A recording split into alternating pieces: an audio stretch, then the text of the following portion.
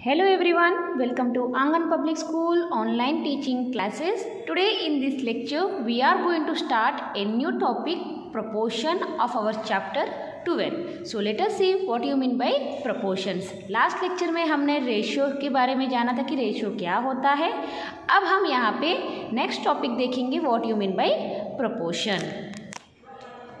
Next important point है हमारी proportions. It's very important. What we will call proportion? Proportion हम कब कहेंगे कि अगर आप if two ratios are equal then the four numbers forming the two ratios said to be in proportion. यहाँ पे क्या है कि अभी तक आपने जो रेशियो फाइंड आउट किया था वो कैसे था, कंपेयरिंग ऑफ टू क्वांटिटीज को यूज करके आपने रेशियोज फाइंड आउट किए थे. Is it? अब ये कह रहा है कि अगर आपने एक रेशियो को दूसरे रेशियो के साथ कंपेयर किया, यहाँ पे टू नंबर्स को यूज करके वन रेशियो फॉर्म होता है, दूसरे टू नंबर को यूज करके वन रेशियो फॉर्म होता है, यानी कि ये फोर नंबर अगर इनके रेशियो इक्वल आ जाए तो when we can say that this four numbers are in proportion. If two ratios are equal, then the four numbers forming the two ratios said to be in proportion. Example देखिए, example हमें यहाँ पे 3/10 and 9/30 दिया है. अगर मैं 3/10 का ratio find out करूँ, रेशियो ऑफ 3/10 का फाइंड आउट करूँ तो क्या आएगा? Since there will not be any cancellation, तो आंसर आएगा 3:10 and रेशियो ऑफ 9/10 का फाइंड आउट करेंगे तो क्या आएगा? यहाँ पे कैंसिलेशन होगी 3 की टेबल से, 3 3 ज़ा 9, 3 1 ज़ा 3, 3 0 ज़ा 0, यानी कि क्या है आपको 3/10 विच इज़ इक्वल टू 3:10. यहाँ ऑब्जर्व कीजिए आपके फोर नंबर्स क्या हैं, 3 10 9 30. यहाँ पे फोर नंबर्स अलग अलग है. जब आपने फर्स्ट रेशियो और सेकेंड रेशियो को फाइंड आउट किया तो उनका आंसर सेम आया.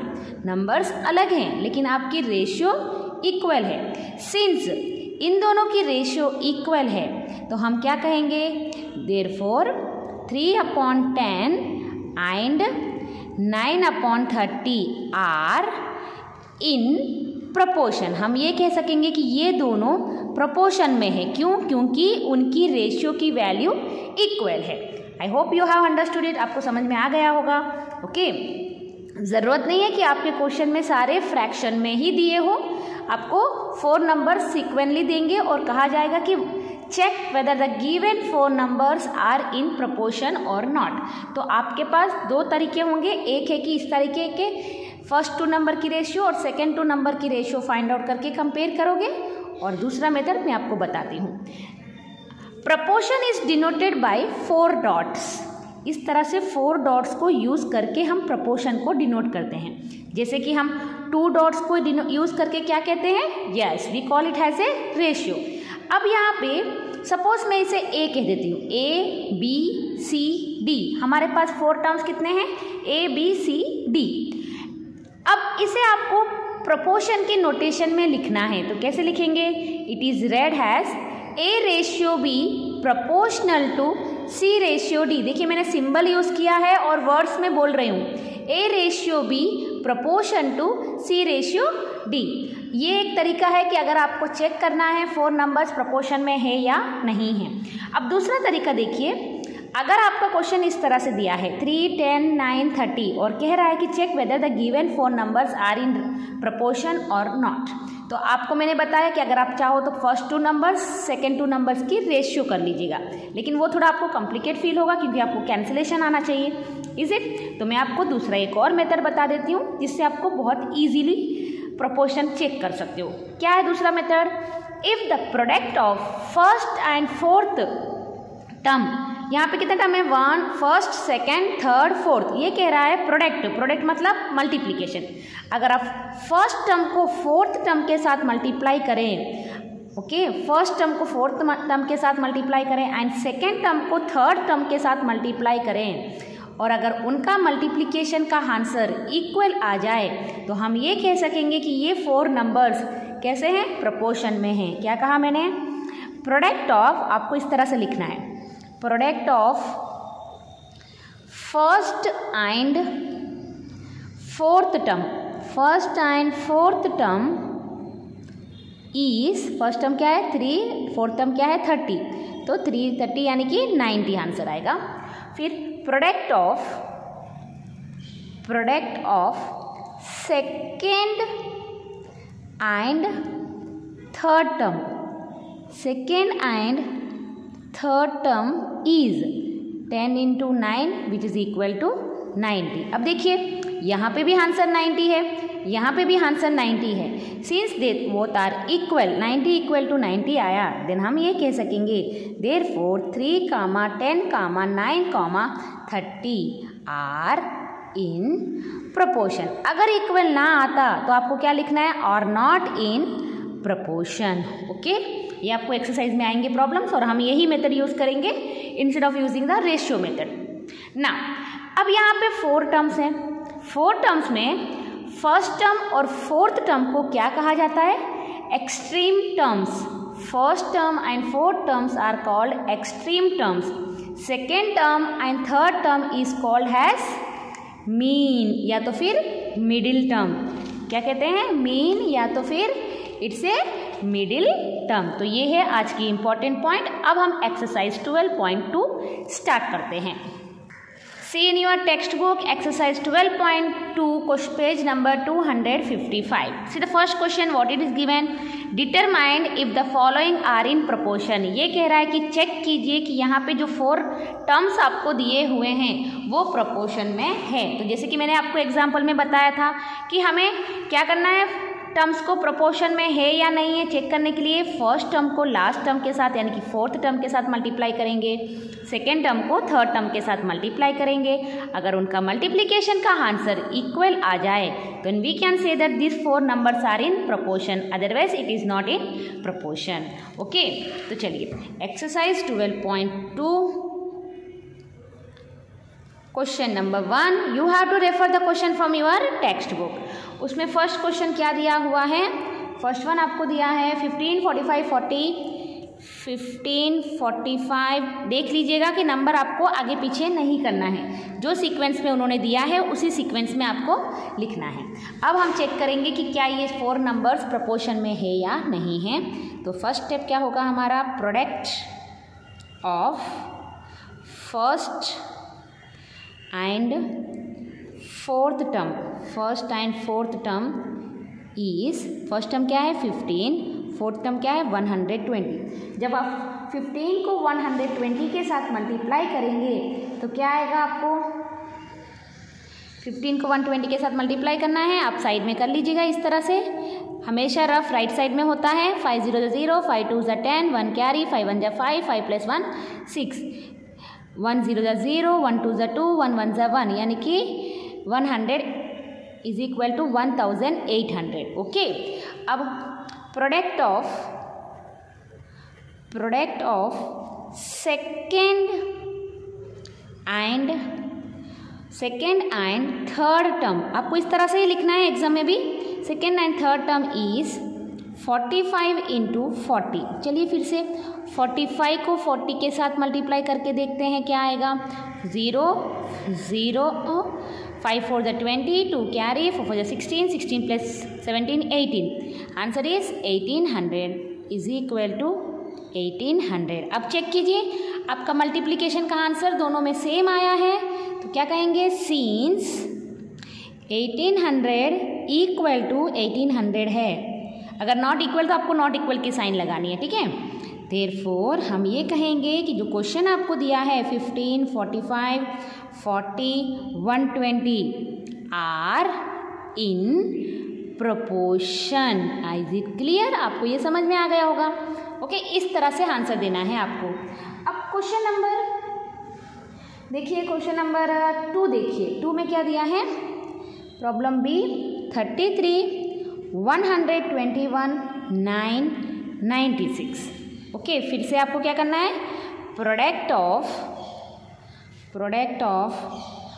First and fourth term, first and fourth term is first term क्या है 33, फोर्थ टर्म क्या है 96। आपको फिर से रफ में 33 को 96 के साथ मल्टीप्लाई करना है।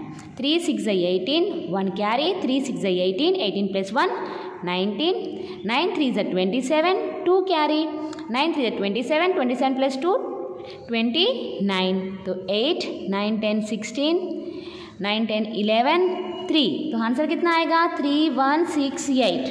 ओके, अब फिर से product of second and third term, second and third term is, second term क्या है आपका 121, थर्ड टर्म क्या है 9। यहाँ पे सिंगल नंबर है इसलिए मैं डायरेक्ट कर रही हूँ। 9 1 ज़ा 9, 9 2 ज़ा 18, 1 कैरी, 9 1 ज़ा 9, 9 प्लस 1 10। देखिए आपका आंसर कितना आया 1089, और ऊपर कितना है 13168। क्या ये दोनों सेम है? नहीं ना, तो आपको इसे लिखना है सिंस 3168 नॉट इक्वल टू 1089। तो हम क्या कहेंगे कि आपको यहाँ पे जो 4 नंबर्स दिए हुए हैं वो 4 नंबर क्या है, आर नॉट, आपको नॉट लिखना है, are not in proportion. I hope आपको ये समझ में आ गया कि करना क्या है यहाँ पे। ओके, तो बाकी के प्रॉब्लम नंबर C से लेके F तक आपको होमवर्क में करना है। It's your homework. Okay everyone, now see the question number 2 in your text book. Question number 2 देखिए आपकी टेक्स्ट बुक में क्या दिया है। राइट ट्रू और false against each of the following statement. अब कह रहा है कि आपको ट्रू और फॉल्स लिखना है, और ये सिंबल क्या है, yes it is a proportion symbol. यानी कि ये कह रहा है कि 16:24 जो है 20:30 के प्रोपोर्शन है। मतलब ये दोनों की रेशियो की वैल्यू इक्वल है करके हमें देखना है। अगर इक्वल है तो ट्रू लिख दीजिएगा, अगर इक्वल नहीं है तो फॉल्स लिखेंगे हम। ठीक है, तो चलिए आपको पूरे नहीं करवाऊंगी मैं, खुद थोड़े आप मैं करवाऊंगी, थोड़े आप करोगे। ओके ना, तो उसमें फर्स्ट क्वेश्चन कैसे दिया है 16:24 प्रोपोर्शन टू 20:30। अब ये रेशियो में दिया है तो ये वाला मेथड नहीं कर सकते, ऐसा कुछ नहीं है। देखिए first term, second term, third term, fourth term. Okay, आप चाहो तो ये मेथड में चेक कर लीजिए, या तो फिर इसे ही भी रेशियो करके फाइंड आउट कर सकते हैं। तो मैं आपको 2 प्रॉब्लम करवाऊंगी और दोनों प्रॉब्लम ने अलग अलग मेथड बताऊंगी। यहाँ पे 16 रेशियो कहा है, तो हम 16 की 14 के साथ 24 के साथ रेशियो की वैल्यू फाइंड आउट करते हैं। तो कितना आएगा 4 4 जा 16, 6 4 जा 24, 4/6, 2 2 जा 4, 2 3 जा 6, यानी कि आंसर आया 2/3 विच इज़ इक्वल टू 2:3। जब आपने 16:24 वैल्यू फाइंड आउट की तो आपको आया 2:3। अब आप 20:30 की वैल्यू फाइंड आउट कीजिए, 0 0 कैंसिल हो जाएगा, तो आएगा 2/3 which is equal to 2:3।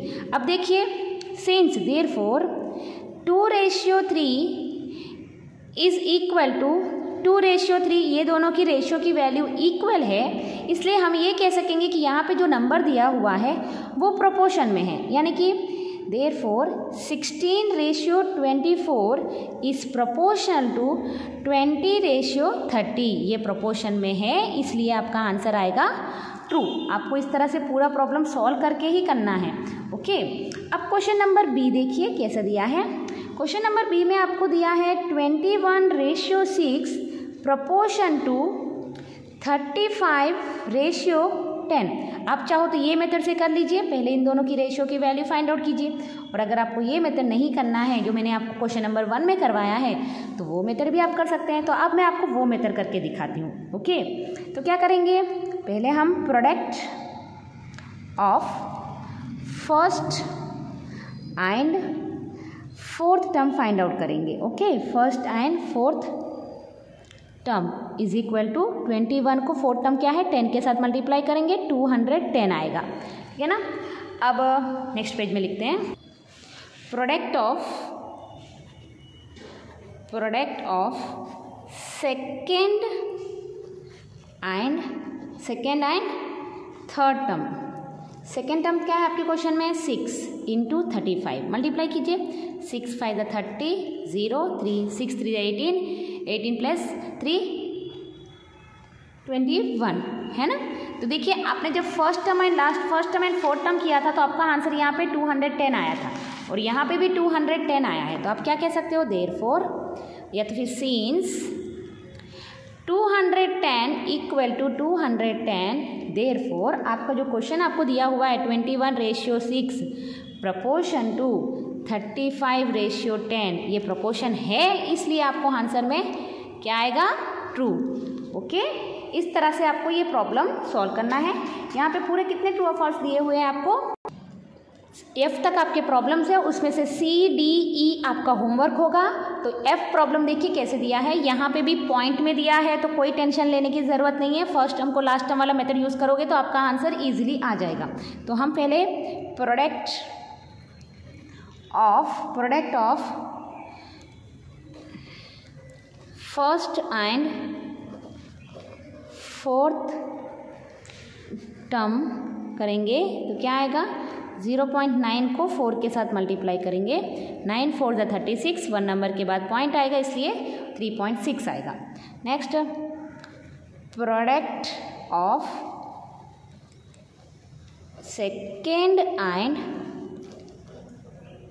Third term, second term क्या है 0.36, उसे हम 10 के साथ मल्टीप्लाई करेंगे थर्ड टर्म के साथ, यानी कि 360। कितने नंबर के बाद पॉइंट लगेगा, 2 नंबर के बाद, क्योंकि यहाँ पे 2 है तो आंसर कितना आया 3.6। दोनों की वैल्यू सेम है, देखियो सिंस 3.6 इक्वल टू 3.6, तो हम ये कह सकेंगे कि देयरफॉर जो क्वेश्चन आपको दिया है वो कैसा है, प्रोपोर्शन में है। ओके, यहाँ पे पॉइंट आएगा is therefore proportion to 10:4, answer is true. इस तरह से आपको बाकी के प्रॉब्लम्स करना है। अब क्वेश्चन नंबर 3 देखिए क्या दिया है आपको, are the following statement true. यहाँ पे भी आपको ये देखना है कि क्या गिवन स्टेटमेंट ट्रू है या नहीं है। तो पहले आपको क्वेश्चन नंबर 1 में दिया है 40% टू 100%, रेशियो दिया है 15 रुपीज़, रेशियो 75 रुपीज़। अब देखिए यहाँ पे पर्सन है और यहाँ पे रुपीज़ है, टेंशन नहीं लेना है। पर्सन को पर्सन के साथ रेशियो किया है, रुपीज़ का रुपीज़ के साथ रेशियो किया है। तो इस वाले क्वेश्चन में आप जो first term into last term वाला मेथड करना चाहो तो कर सकते हो, लेकिन आपको क्या करना है, रेशियो वाला मेथड करोगे तो भी आपका आंसर आ जाएगा। तो हम यहाँ पे क्वेश्चन नंबर 3 देखिए, फर्स्ट क्वेश्चन कैसे दिया है, आपको बाकी के सारे खुद से करने होंगे। तो फर्स्ट क्वेश्चन में ध्यान से सुनिएगा, 40% रेशियो टू 100% ऐसे दिया है। प्रपोर्शन टू, मैं यहाँ लिख रही हूँ 15 रुपीज़, 15 रेशियो रुपीज़ 75।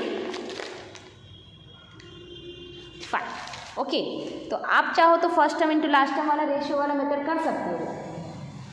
तो लेकिन यहाँ पे पर्सन का रेशियो दिया है तो मैं यहाँ पे 40/200 की वैल्यू फाइंड आउट कर लूँगी पहले रेशियो की। तो 4/20, 4 1 ज़ा 4 5 ज़ा 1/5, इसकी रेशियो वैल्यू है 1:5। ओके, फिर 15/75, 5 की टेबल से कट कीजिए, 5 3 ज़ा 15, 5 1 ज़ा 5, 5 5 ज़ा 25, 3/15, 3 1 ज़ा 3, 3 5 ज़ा 15। मैंने आपको यहाँ पे 2 मेथड सिखाए हैं, 2 मेथड में से आप कोई भी मेथड को यूज़ कर सकते हो। यहाँ पे देखिए रेशियो की वैल्यू सेम आई है, तो therefore 40% ratio to 100% is proportion to ₹15 ₹75। तो क्या आएगा आंसर, आंसर आएगा ट्रू। इसी तरह से आपको सारे question number C, D and E homework में करना है। ओके, ये आपका होमवर्क है। और वर्कबुक में क्वेश्चन नंबर 12 जो आपको यहाँ पे दिया हुआ है, check whether the given 2 ratios are equal. तो आपको ये चेक करना है कि क्या इनकी दोनों की वैल्यू इक्वल है या नहीं है। तो फिर से आप कोई भी एक मेथड यूज़ कर लीजिए, इन दोनों का रेशियो फाइंड आउट कीजिए या फिर first term into last term ऐसे भी कीजिए, आपका आंसर करेक्ट ही होगा। ओके, अगर रेशियो इक्वल है तो आपको बस लास्ट में लिख देना है देयर वैल्यूज आर इक्वल। और क्वेश्चन नंबर 13 भी आपको होमवर्क में खुद से करना है। 13 में भी आपको यहाँ पे 4 नंबर्स दिए हुए हैं, check whether the given numbers are in proportion और नॉट। तो यहाँ पे आपको प्रोपोर्शन वाला कंडीशन यूज़ करके सॉल्व करना है। It's today's homework. और ये था आज का lecture. I hope you all have understood the lecture. So we will meet in the next lecture with a new topic. Until then, take care everyone. Stay at home.